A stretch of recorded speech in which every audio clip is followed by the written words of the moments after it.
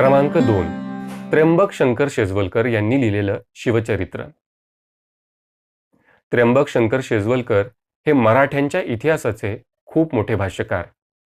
त्यांनी मराठ्यांच्या इतिहासाचा अत्यंत चिकित्सक पद्धतीने अभ्यास केला. म्हणूनच त्यांनी लिहिलेलं शिवचरित्र हे अत्यंत महत्त्वाचे आहे. त्र्यंबक शंकर शेजवलकर यांनी मराठे आणि अफगाण यांच्या युद्धावरती लिहिलेलं पानिपत 1761 नावाचे पुस्तक हे अभ्यासकांमध्ये इतिहास क्षेत्रामध्ये विशेष प्रसिद्ध आहे.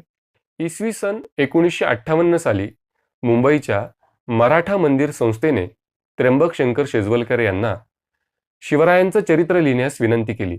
या विनंतीला मान देऊन त्यांनी शिवचरित्राचा अभ्यास सुरू केला. शेजवलकरांच्या अकाली झालेल्या निधनामुळे शेजवलकरांना शिवचरित्राचे काम पूर्ण करता आले नाही.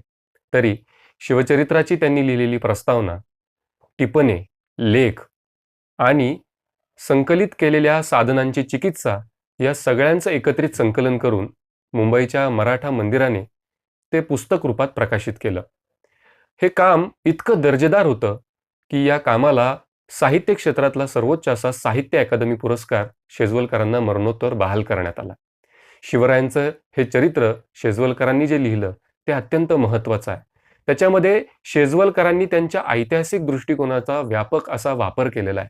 म्हणून शिवचरित्राचं रहस्य आपल्याला त्यांच्या या चरित्रामधून उलगडतं.